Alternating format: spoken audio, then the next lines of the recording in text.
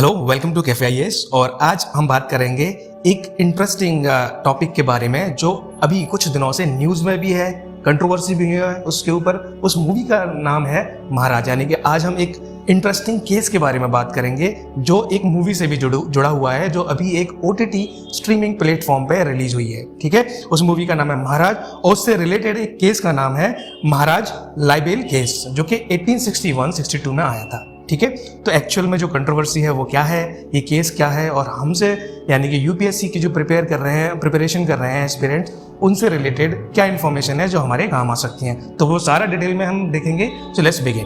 ठीक है, देखिए ये मूवी के बारे में कहा जा रहा है कि ये एक 1861-62 में जो प्रोसीडिंग चली थी वो real life historic court case के ऊपर ये मूवी बनी है। Also it is based on the events leading up to the trial. ठीक है, यानी ये ट्रायल हुई उससे पहले जो इवेंट हुए प्लस प्रोसीडिंग्स जो हुए उससे मिला के जो सारे कुछ इवेंट्स हुए थे उनसे इस मूवी ने, महाराज मूवी ने इंस्पिरेशन ली है। ठीक है, इसमें क्या है कि एक बोल्ड जर्नलिस्ट है, उसने एक जो महाराज थे, रिलीजियस हेड हुआ करते थे, बहुत ही सेलिब्रेटेड लीडर थे, उनको क्वेश्चन किया था। ठीक है, और ये सारा कुछ हम डिस्कस करेंगे महाराज लाइबेल केस ऑफ 1861-62 में। ये वाला केस कहाँ पर लड़ा गया था? Bombay supreme court. बिल्कुल ठीक, आपने सुना, सुप्रीम कोर्ट ऑफ बॉम्बे। इसके बारे में भी मैं थोड़ा सा आपको डिटेल बताऊंगा जो आपके एग्जाम पॉइंट ऑफ व्यू से काम आ सकता है।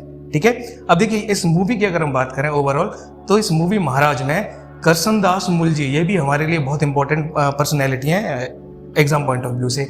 इनके बारे में भी थोड़े इवेंट्स बताए गए हैं। ये देखिए करसनदास मुलजी थे प्री इंडिपेंडेंट इंडिया के बहुत ही सिग्निफिकेंट फिगर थे, रिनाउंड जर्नलिस्ट थे, और हमेशा इन्होंने सोशल रिफॉर्म्स को लेके अब अपने विचार रखे, थॉट्स रखे, और he always advocated for the social reforms related to the women's right particularly.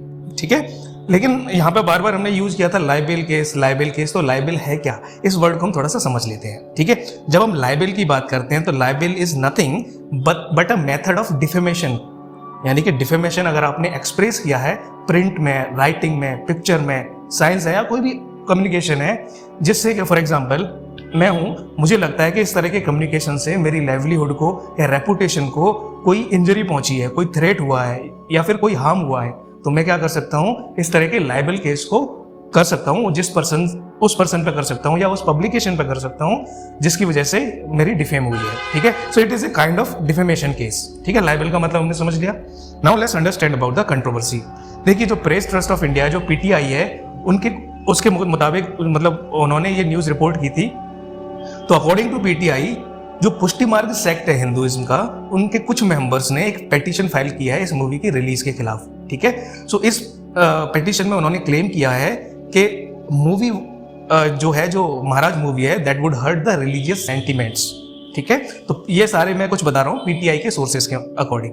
ठीक है, और इस पेटिशन में ये भी हाईलाइट किया गया है कि जो 1862 का केस है जो हमने बात की थी अभी, इसमें बहुत सारे ऐसे रिमार्क्स हैं हिंदुइज्म के बारे में, लॉर्ड कृष्णा के बारे में, या उनके डिवोशनल सॉन्ग्स के बारे में, हाइम्स के बारे में, जो कि ब्लास्फेमस हैं, यानी कि ईश निंदा करते हैं। ऐसे कई इसमें इंफॉर्मेशन है या फिर ऐसे कई चर्चा डिबेट्स हुई हैं इस केस में, ये पेटिशन में हाईलाइट किया गया है।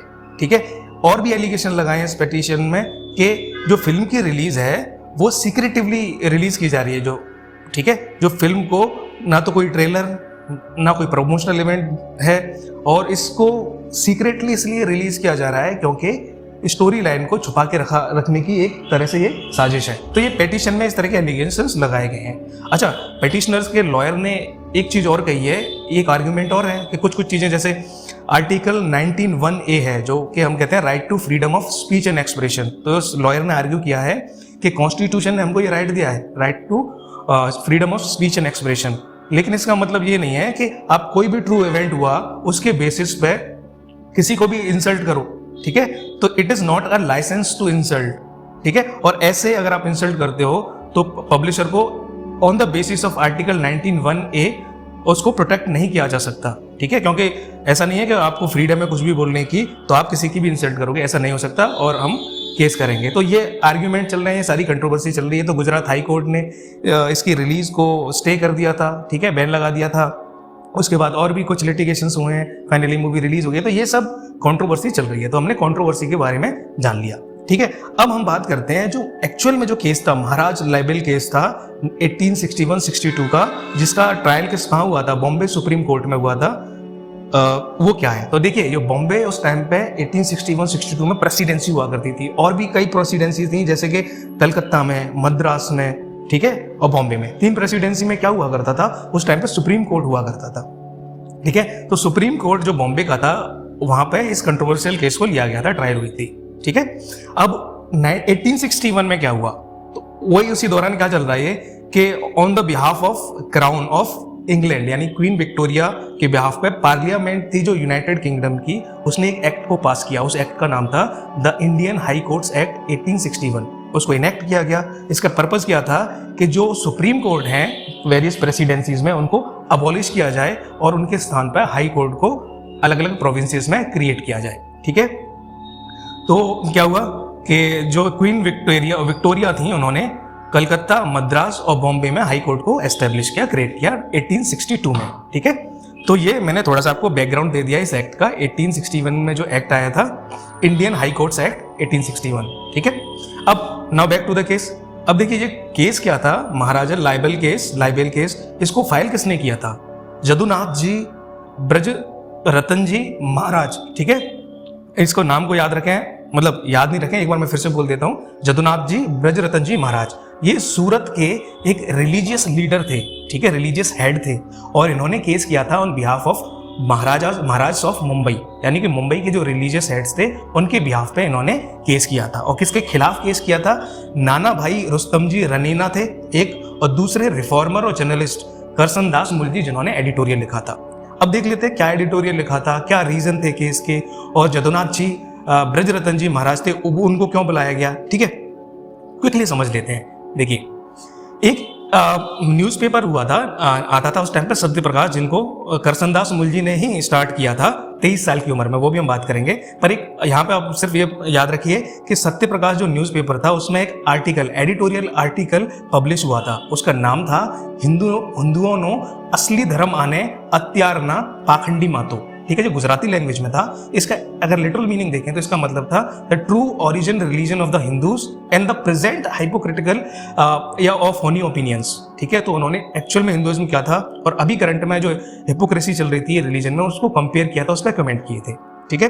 और इसमें उन्होंने स्पेसिफिकली टारगेट किया था वल्लभाचार्य को, और उसके रिलीजियस हेड थे पुष्टि मार्ग सेक्ट के जो रिलीजियस हेड्स थे, जिनको महाराज कहा जाता था, उनको टारगेट किया था। It also questioned the practices of the Maharaj of Mumbai, तो मुंबई के महाराज को क्वेश्चन किया था इसने, ठीक है। जैसे कि कुछ इमोरल प्रैक्टिसेस थी, जैसे चरण सेवा, ठीक है। और मोस्ट इंपॉर्टेंटली इसने टारगेट किया था इस आर्टिकल ने कि जो प्रैक्टिस थी, यानी कि इसने कहा था, इस आर्टिकल की मैं बात कर रहा हूँ, कि इसमें यह कहा गया था कि religious heads, those Maharaj of Mumbai has had sexual license with the women follower, और जो भी डिवोटीज हैं उनके, they are expected to show their devotion by offering their wives for sex with the religious leaders. तो ये सारे कुछ उन्होंने कहा था। तो obviously the religious leaders were fumed by the anger. तो उन्होंने कहा था कि हम सब में ज्ञानी कौन है, एक हमारी पुष्टि मार्ग सेक्ट के जो सूरत में बैठते हैं रिलीजियस हेड महाराज हैं, उनको बुलाया जाए। तो जो हमने बात की थी जदुनाथ जी ब्रज रतन जी महाराज, वो सूरत से बुलाए गए क्योंकि बहुत ज्ञानी थे और डिबेट कर सकते थे, ठीक है। अब हम जान लेते हैं पुष्टि मार्ग क्या है। पुष्टि मार्ग की हम बात करें तो जो बल्लभ थे, संत बल्लभ ने 16th सेंचुरी में इसको फाउंड किया था, पुष्टि मार्ग को एस्टेब्लिश किया था। इस सेक्ट में क्या होता है, हिंदू एक सेक्ट में कृष्ण भगवान को, लॉर्ड कृष्णा को सुप्रीम बीइंग समझा जाता है, ठीक है। और जो बल्लभा के जो डायरेक्ट मेल डिसेंडेंट्स हैं, उनके पास लीडरशिप रहती है, और जिनको कहते हैं, इनको टाइटल दिया जाता है महाराज। तो महाराज रिलीजियस हेड्स हैं, बल्लभा के डायरेक्ट मेल डिसेंडेंट्स हैं, और जो पुष्टि मार्ग सेक्ट से बिलोंग करते हैं। So we now understand clearly about the Maharaj, ठीक है। देखिए जो पुष्टि मार्ग थे के जो फॉलोअर थे, जो सेक्ट था, वो कहाँ पे पॉपुलर था, मेनली गुजरात में, काठियावाड़, कच्छ, सेंट्रल इंडिया में, यहाँ पे बड़ा पॉपुलर था। तो यहाँ से इनके फॉलोअर्स थे। फॉलोअर्स में कौन थे, rich merchants, rich bankers, farmers, जैसे कि भाटिया, लोहाना, वैश्य कम्युनिटी, तो ये सारे मेनली फॉलोअर्स थे। देखिए उस टाइम पे जो वेस्टर्न इंडिया में आता था, एक गुजरात, अभी भी है गुजरात और बॉम्बे, अभी जैसे महाराष्ट्र है, उस टाइम पे बॉम्बे प्रेसिडेंसी हुआ करती थी। तो जो वेस्टर्न इंडिया का जो फाइनेंशियल और पॉलिटिकल कैपिटल था उस टाइम पे था बॉम्बे।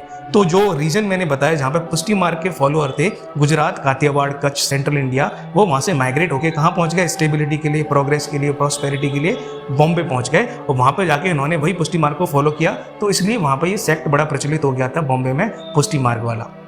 तो उन्हीं के जो रिलीजियस हेड्स थे, महाराज थे, उन पर ये आरोप लगाए गए थे, उन्हीं से रिलेटेड केस था जो हमने बात की। और जदुनाथ जी कौन थे? वो वैष्णवाइट्स का जो पुष्टि मार्ग सेक्ट होता है हिंदुइज्म का, वहाँ के रिलीजियस लीडर थे। कहाँ से? सूरत से। तो जदुनाथ जी के बारे में बात कर ली। अब देखिए इसमें एक इंपॉर्टेंट पर्सनैलिटी और आई है, करसनदास मुलजी। ठीक है, देखिए करसनदास मुलजी का जन्म गुजरात में हुआ था। He was born in Bhavnagar district in the year of 1832। ठीक है, अब ये भी ऐसी ही वैष्णवा फैमिलीज थे जो गुजरात से बॉम्बे माइग्रेट कर गई थी। ठीक है, तो वो उसी फैमिली से बिलोंग करते थे, लेकिन इनके व्यू थे वो थोड़े से लॉजिकल थे, रैशनलिस्ट थे, क्योंकि ये वेस्टर्न एजुकेटेड पर्सन थे, तो हमेशा लॉजिकली बात करते थे, या अगर जहाँ पे कोई गलत हो रहा है वहाँ पे उसको पॉइंट आउट करते थे। तो रिफॉर्मिस्ट व्यू थे और इन्हीं रिफॉर्मिस्ट व्यूज की वजह से ही launched a magazine titled Satyaprakash. और सत्यप्रकाश देखो, जिन्होंने इसी में एडिटोरियल था जिसके बारे में हमने अभी बात की थी, इसके ऊपर केस किया गया था। तो सत्यप्रकाश जो मैगजीन उन्होंने लॉन्च की, वो उन्होंने 23 साल की उम्र में लॉन्च कर दी थी, वो थी 1855। तो देखिए हमारे काम की कई चीज़ें मिल रही है। एक तो पर्सनैलिटी इंपॉर्टेंट है, एक केस में जो सुप्रीम कोर्ट जो एबॉलिश किए गए, हाई कोर्ट का एस्टेब्लिशमेंट हुआ, जो 1861 में एक्ट आया था, वो इंपॉर्टेंट है। ठीक है, तो ये कुछ इंपॉर्टेंट चीज़ें जो यूपीएससी डायरेक्ट पूछ सकती है, स्टेट पीसीएस में भी पूछी जा सकती हैं। तो ये सत्यप्रकाश एस्टेब्लिश हो गया 1855 में, 23 साल की उम्र में करसनदास मुलजी ने। ठीक है, और उसके बाद उन्होंने बॉम्बे के महाराज के ऊपर जो उनकी क्वेश्चनेबल प्रैक्टिसेस थी उन पर डायरेक्ट अटैक करना शुरू किया।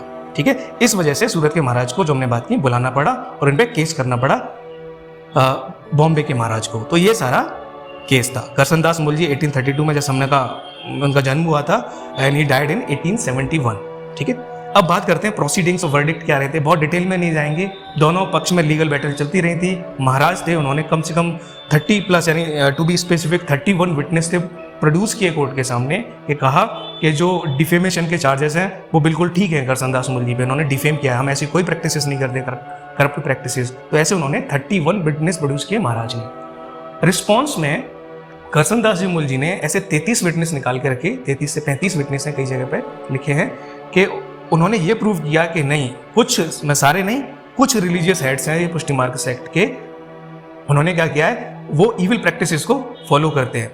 ठीक है, तो ये वाद विवाद चलता रहा और बहुत लंबी लड़ाई के बाद जो ब्रिटिश जजेस थे उन्होंने जर्नलिस्ट यानी करसनदास मुलजी थे उनके फेवर में एक वर्डिक्ट दे दिया।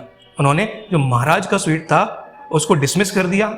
ठीक है, और जदुनाथ जी महाराज जी को ऑर्डर दिया कि आप मुलजी भाई को कंपनसेट करेंगे, आप देंगे उन्हें 11,500 रुपये। उस टाइम पे बहुत बड़ी रकम थी 11,500 रुपये। तो ये वर्डिक्ट रहा था। अब देखिए ये एक रे ऑफ होप कैसे रहा केस जर्नलिज्म के लिए। कोर्ट ने बड़ी प्रशंसा की, बड़ी तारीफ की कि करसनदास जी मुलजी आपके जर्नलिज्म एकदम काबिल तारीफ है, और उन्होंने कुछ जर्नलिज्म को लेकर कमेंट भी किए। कोर्ट ने कहा कि देखिए जो पब्लिक जर्नलिस्ट है वो एक पब्लिक टीचर की तरह होता है, और यही पब्लिक को टीच करना, उसको एलिवेट करना, उसको एनलाइटन करना, यानी कि प्रेस जो होती है उसका मेन फंक्शन लोगों को एजुकेट करना है, और यही उसकी सबसे बड़ी पावर है, और बहुत ही करेक्ट सेंस में, राइट सेंस में वो ग्रो कर रही है।